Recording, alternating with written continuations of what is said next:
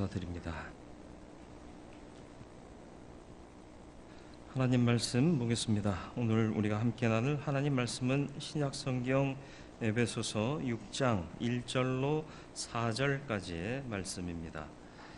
신약성경 316면 에베소서 6장 1절로 4절까지의 말씀입니다.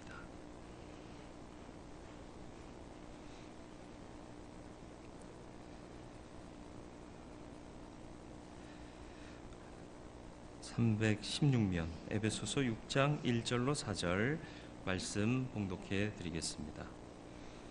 자녀들아, 주 안에서 너희 부모에게 순종하라. 이것이 옳으니라. 내 아버지와 어머니를 공경하라. 이것은 약속이 있는 첫 계명이니 이로써 내가 잘되고 땅에서 장수하리라. 또 아비들아, 너희 자녀를 노엽게 하지 말고 오직 주의 교훈과 훈계로 양육하라. 아멘. 거룩하고 자비로우신 아버지 하나님, 오늘도 주 앞에 예배합니다. 이날의 예배를 기뻐받아 주옵시고 하나님의 뜻을 우리 각 사람 심령에 새겨주시어서 새겨진 말씀대로 순종하며 주의 영광을 구하는 거룩한 성도로 살기에 부족함 없게 하여 주옵소서. 연약한 인생입니다. 말씀으로 붙잡아 주옵소서. 성령 하나님 붙들어 주옵소서. 시종을 주장하사 주의 음성 듣게 하여 주옵소서. 예수님의 이름으로 기도드리옵나이다. 아멘. 10계명에 보면 1계명부터 4계명은 하나님에 대한 강제적이고 의무적인 법을 말씀하십니다. 나 외에 다른 신을 두지 마라. 우상 새기지 마라. 그리고 망령되이 내 이름 일컫지 마라. 그리고 내가 정한 안식일 거룩하게 지켜라. 여기까지가 4계명이고요. 이제 5계명부터 10계명까지는 인간의 삶에 있어서 필요한 것들을 명령하시는데 그 첫 부분의 계명이 바로 오늘 본문에서 언급하고 있는 내 부모를 공경하라. 그리고 끝나는 게 아니라 단서를 붙이십니다. 그리하면 네가 이 땅에서 장수하리라. 약속이 있는 첫 계명이다. 이렇게 바울은 해석하고 있습니다. 중요하다는 얘기죠. 그리고 이거 하면 이거 더 줄게. 이런 덧붙여지는 축복이 약속된 계명이다. 중요하다라는 것이죠. 그래서 오늘 말씀의 구조를 보면 부모 자식 간의 관계에 대해서 설명하면서 1절, 2절, 3절은 자식이 부모에게 이렇게 하는 게 마땅하다 말씀하고 있고 4절 한 절은 아비들아 하면서 부모들이 자녀들에게 어떻게 해야 할 것인가를 말씀하고 있습니다. 그만큼 자식이 부모를 공경하고 순종하는 것은 마땅히 해야 할 일이다 라는 것을 말씀하고 있는 것입니다. 그래서 오늘 두 부분으로 나뉘어지는 1절과 4절은 각각의 대상들을 부르며 권면합니다. 그래서 1절 뭐라고 시작하죠? 자녀들아, 이렇게 시작합니다. 1절 말씀을 다시 한번 같이 읽어볼까요? 자녀들아, 주 안에서 너희 부모에게 순종하라. 이것이 옳으니라. 순종하는데 주 안에서. 항상 주 안에서예요. 믿는 자들은 주님의 뜻을 떠나서는 행하는 일들이 아무것도 아니기 때문에 그렇습니다. 주님 뜻 안에서 주 뜻대로 순종하고 주의 뜻을 따르는 것이 맞다라는 것입니다. 이게 하나님의 명령이에요. 그런데 부모에게 거역하는 때가 올 겁니다. 그때가 언제냐? 말세의 때입니다. 디모데후서 3장 1절로 2절에 보면 이런 말씀 있죠. 너는 이것을 알라. 말세에 고통하는 때가 이르러 사람들이 자기를 사랑하며 돈을 사랑하며 자랑하며 교만하며 비방하며 부모를 거역하며 감사하지 아니하며 거룩하지 아니하며 이런 현상들이 나타날 거단 말이에요. 말세에. 그런데 이 가운데 뭐가 들어있어요? 부모를 거역한다. 자기 낳아준 부모, 자기를 키워준 부모, 부모를 거역하게 되는 것은 말세의 현상이다라고 말씀하고 있습니다. 말세에도 정신 차리고 주의 뜻을 지켜낼 수 있는 참 그리스도인이 되시기를 주님의 이름으로 축원을 드립니다. 이게 옳다라고 말씀하고 있지 않습니까? 주 안에서 순종해라. 이게 옳다. 그리고 나서 더 덧붙여 말씀하는 게 뭐예요? 아버지, 어머니 공경해라. 공경하면 순종하고요. 순종하고 있다는 것은 곧 공경하고 있다라는 뜻입니다. 공경과 순종은 따로 뗄 수 없는 아름다운 덕목입니다. 순종 없는 공경은 없고요. 공경 없이 순종할 수도 없다라는 거죠. 여러분, 위로는 하나님을 공경하시고 또 그 이후로는 부모를 공경하시기를 바랍니다. 아브라함은 하나님을 공경했습니다. 그래서 하나님께서 명령하면 즉시 순종합니다. 100세 얻은 아들 이삭을 바쳐라 할 때에도 그는 즉시 명령에 순종합니다. 그리고 이삭을 보세요. 그 아버지의 모습을 보고 자란 이삭은 역시 아버지가 자기를 죽이기로 결심한 그 순간까지도 저항하지 않고 아버지의 뜻에 순종합니다. 이런 모습이 이어지는 것이 믿음의 가계요, 복받는 믿음의 계대가 세워지는 길이다라는 것을 잊지 마시고, 저와 여러분들은 약속이 있는 첫 계명, 그렇게 강조하고 있는 이 말씀을 지켜 행함으로 잘 되고 장수하는 복을 얻으시기를 주님의 이름으로 축원을 드립니다. 장수하세요? 별로 오래 살고 싶지 않으세요? 장수하다가 건강하게 주님 나라 가는 게 우리의 삶의 모습이죠. 어르신들 보면 아유 빨리 죽어야지, 근데 어서 죽으세요 그러면 기뻐하실 어른은 없지요. 에이 그래도 그래 사셔야죠. 이래야지 위로가 되지. 진짜로 진심 어리게 빨리 가셔야 됩니다. 이러면 안 됩니다. 자녀들에게 권면하는 건 마땅히 행할 거예요. 그리고 이제 4절 말씀을 보면 또 아비들아 하고 권면합니다. 사도 바울은 자녀들에게 대한 권면을 많이 했고요. 반대로 아비들에게는 짧게 했지만 저는 반대로 자녀들에 대한 건 마땅한 거니까 더 언급할 필요가 없어요. 두말하면 잔소리. 그래서 그렇게 말씀했으니까 짧게 하신 아비드라의 초점을 좀 맞추려고 합니다. 문제 아이는 없다. 문제 부모가 있을 뿐이다. 이런 얘기는 혹시 들어본 적 있으신가요? 네, 맞습니다. 아이들은요, 누가 양육하느냐, 양육자의 손에 달려 있다라는 것입니다. 그 양육자가 어떻게 행하느냐에 따라서 많은 아이들의 삶이 달라집니다. 4절 말씀을 좀 같이 한번 다시 읽어볼까요? 또 아비들아 너희 자녀를 노엽게 하지 말고 오직 주의 교훈과 훈계로 양육하라. 노엽다는 표현 아시나요? 누가 누구에게 대한 감정을 설명할 때 이런 표현을 쓰죠? 윗사람이 아랫사람한테 노여워한다라는 표현을 쓰잖아요. 그러니까 이 성경 번역은 사실은 좀 잘못된 번역이에요. 자녀들을 화를 갖게 하지 말아라, 화나게 하지 말아라, 분노를 품고 살게 하지 말아라, 그렇게 번역을 했어야 좀 바른데 노엽게 하지 말라, 지까지 것들이 뭔데 노여워해, 이런 뉘앙스를 갖게 하는 거죠. 성경 번역이 조금 잘못된 부분이 있습니다. 골로새서 3장 21절에도 비슷한 말씀이 나오는데요. 아비들아 너희 자녀를 노엽게 말지니 낙심할까 함이라. 노엽게 하지 말라, 분을 품고 살게 하지 말라, 화를 갖고 살게 하지 말아라, 낙심할까 한다. 왜요? 격려하고 칭찬받은 사람은 자신감 있습니다. 어려움이 닥쳐와도 이겨낼 수 있어. 희망적이고 긍정적입니다. 그런데 그렇지 못하고 늘 좌절되고 늘 위축되게 살았던 사람들은요, 어려움이 닥쳐오면 스스로 망가져요. 에이씨, 난 그럼 그렇지 뭐, 내가 뭐 잘된 게 한 개라도 있나? 이런 마음 갖게 된다는 거예요. 그러니까 아이들을 화나게 하지 말고 분을 품게 하지 말아라. 자칫하면 그가 낙심한 삶을 살게 된다라는 거죠.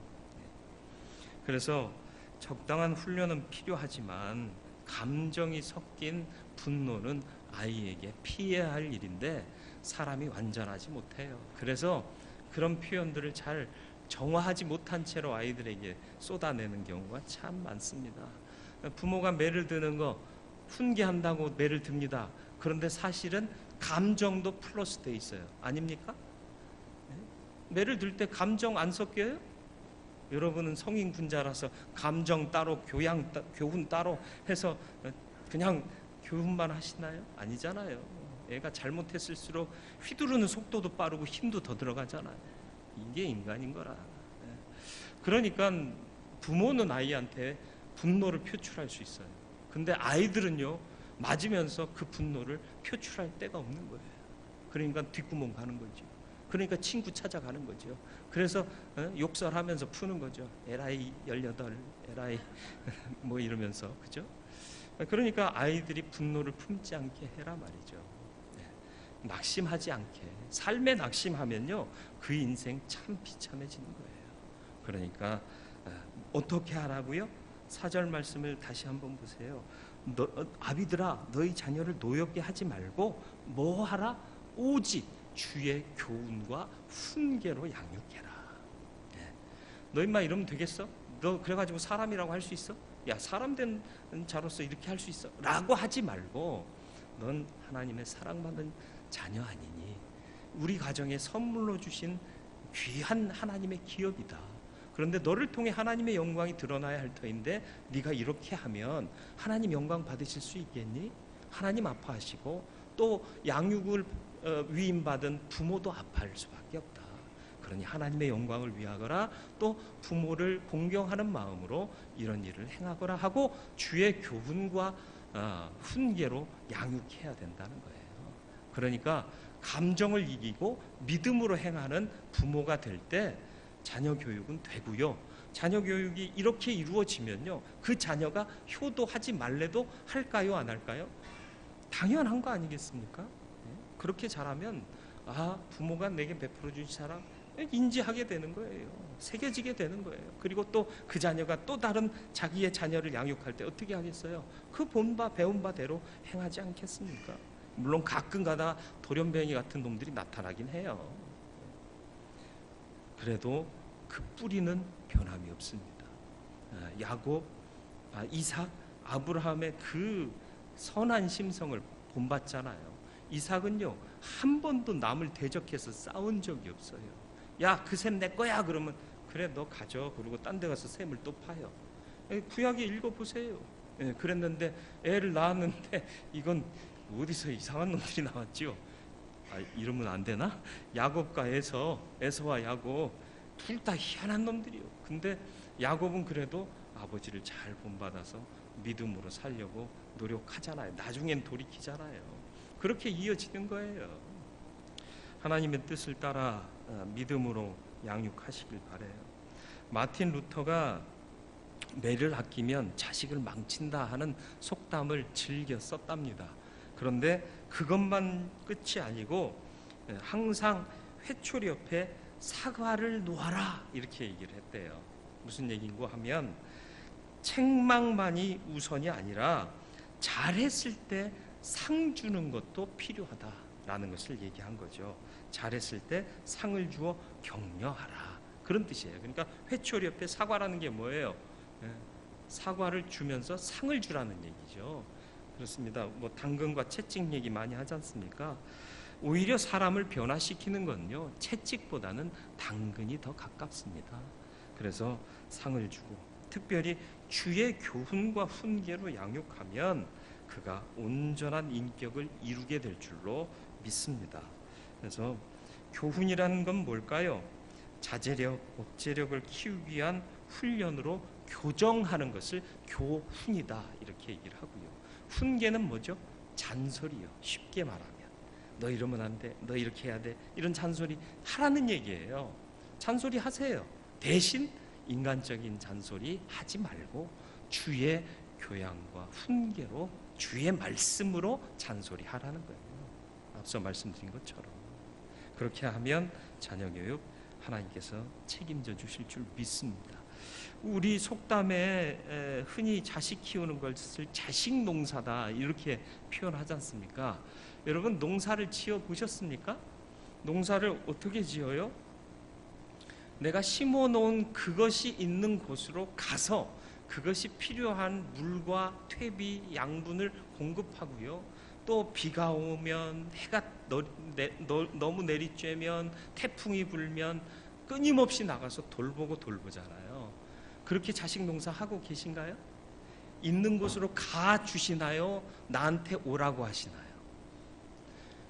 농사는 있는 곳으로 가야 되는 게 맞아요. 그런데 자식 농사 짓는 사람들은 꼭 내가 중심돼서 너 일로 와봐 이렇게 얘기하잖아요. 예? 말로 너 일로 와봐가 아니라 모든 가치를 네가 와서 배우라라고 얘기하지 않습니까? 가줘야 되는 거예요. 눈높이를 맞춰주라는 얘기입니다. 그의 상황을 이해하라는 얘기예요. 그리고 필요로 하는 것을 주어라 그랬는데, 농사는 필요로 하는 것을 줘야 되는 건데 내가 필요로 하는 것을 주잖아요. 내가 필요로 하는 것을 저가 갖도록 종용하잖아요. 그러니까 자식 농사가 잘 안 되는 거예요. 거름을 줘야 되는데, 야 거름 냄새 나니까 그런 거 갖지도 말고 네 주위에서는 두지도 말어. 그러면서 좋은 것 줄게 그러면서 향수 뿌려줘봐요. 이해가 안 되세요? 농작물에 야 퇴비는 냄새 나니까 예쁘고 좋은 거 줄게 그러면서 향수 뿌려주고, 예? 거기다가 온갖 치장을 다 해줘봐요. 죽어요.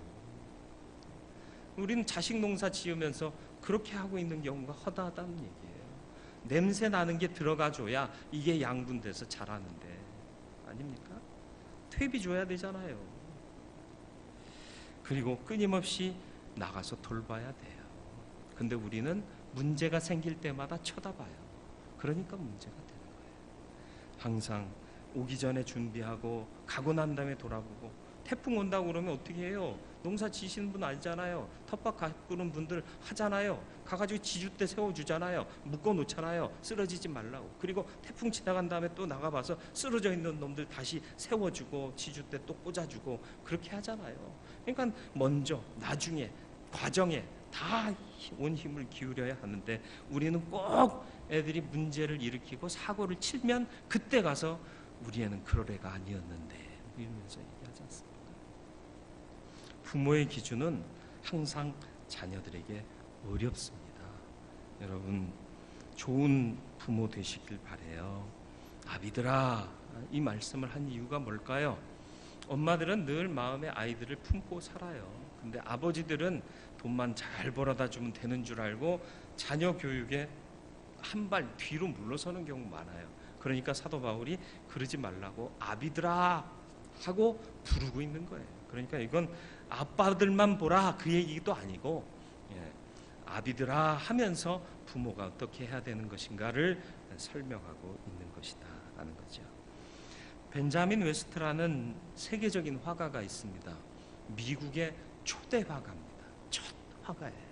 이탈리아에서 그 그림 공부를 하고 미국에서 화가 활동하다가 영국으로 이주해서 영국에서 살다가 생을 마감한 사람인데, 이 사람의 작품들이 무수한데요. 성경적인 작품들 참 많이 그렸습니다. 혹시 기회가 되시면 좀 감상하시면 이 사람이 어떤 사람인가 느껴지실 겁니다. 작품을 통해 작가를 느낄 수 있잖아요. 근데 이 사람이 세계적인 화가가 될 수 있었던 것은 어렸을 때요. 물감을 선물 받았는데 부모님이 어디 나가신 사이에 누이 동생이 있었는데, 오빠가 네 얼굴 그려줄게. 그리고는 어렸을 때 그림 물감을 짜가지고 그림을 그리는데, 애들이 그림을 그렸다 생각을 해봐요.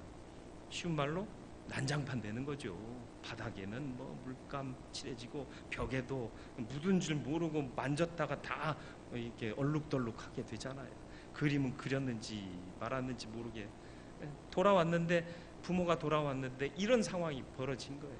여러분 같으면 어떻게 하시겠어요? 아휴 이놈의 새끼 이렇게 되지 않겠어요? 그런데 이 벤자민 웨스트의 부모는 이 주변 환경을 본 게 아니라 이 벤자민 웨스트가 그린 그림을 본 거예요. 야 이건 너 누이 동생 그렸구나 이렇게 얘기를 했어요. 네 여동생 그려준 거구나, 참 잘 그렸네 그러면서 안아주고 잘했다 쓰다듬어주고 볼에 입 맞춰주고. 벤자민 웨스트도요 좀 나이가 있었던 것 같아요. 아주 어린 아이는 아니었던 것 같아요. 야 큰일 났다, 엄마 아빠 오셨는데 혼나겠다 이런 생각을 하고 있던 차에 그런 격려를 받으니까 깜짝 놀란 거죠. 그래서 후에 그가 스스로 말하기를, 내가 이렇게 유명한 화가가 될 수 있었던 것은 그때 부모님의 격려와 입맞춤 때문이었다라고 회고를 했다고 합니다. 그래서 그가 부모님이 오셨을 때 그 어린 시절에 자기에게 해준 행동 하나하나를 다 기억하면서 회고했다고 그래요. 칭찬해 주시고 끌어안고 머리를 쓰다듬고 격려하고 입 맞춰 주셨다. 이게 이제 자기의 기억이 생생했던 거죠. 뭘 얘기하려는지 아시겠습니까? 아, 이러면 야단 맞겠구나. 보편적인 결론을 유추하고 있을 때 보편적이지 않은 특별한 결론을 아이에게 선물해 주면 그게 큰 격려가 될 수 있다라는 거예요. 아씨, 들어가면 혼나겠다. 엄청 맞겠다. 그랬는데 왔냐? 밥 먹었니? 이거 뭐지? 이러면서 아이들이 충격받는다는, 오히려 매질 당하는 것보다 그런 마음으로 대해줄 때 더 큰 충격을 받으면서 스스로를 돌아보게 된다는 거예요. 왜? 인격체니까요. 쉽지 않아요. 저도요, 애들이 문제 일으키면요, 이놈의 시끼 하는 마음이 먼저 올라와요. 그러나 우리는 좋은 부모 돼야 되잖아요. 효도 받아야 되잖아요. 아비들아 하신 말씀 기억하면서 아이가 분노 품고 살지 않도록 품어주고 안아주고 쓰다듬어주고 입 맞추고 그렇게 격려해야 될 줄로 믿습니다. 주 안에서 주의 말씀으로 교훈하고 훈계할 수 있는 저와 여러분들이 되기를 주님의 이름으로 축원을 드립니다. 그러면 변화돼요. 아유, 우리 아들은 다 컸는데요. 아니요, 다 컸어도 그렇게 해보세요. 안아주고 쓰다듬어주고 볼에 입 맞춰보세요. 어우, 징그러. 그죠? 그래도 해보세요. 저는요, 지금도 자주는 못해요. 저도 징그러워서. 저희 아들들한테 입맞춤을 합니다. 아니, 입대입 말고 입대입으로 어떻게 해요? 볼에다가 입맞춤 해주는데 걔네들도 기절하죠. 죽으려고 그래요. 닦고 막 닦으면 더 한다 그래가지고 이제 못 닦게 하고 그러기도 하는데, 그런 표현을 하세요. 그러면 아이가요, 어렸을 때 못 가졌던 그런 부모에 대한 사랑을 그런 표현을 통해서, 아, 우리 아버지가 참 무뚝뚝하신 분인데 이렇게 나를 사랑하고 계시구나 깨닫게 돼요. 엄마도 마찬가지고요. 그래서 깨달으면요, 그 사랑이 역사하게 돼 있습니다. 주님께서 우리에게 기업으로 주셨고 하나님의 것이지만 선물로 주셨잖아요. 양육하라고. 내 건 아니에요. 하나님 거죠, 사실은.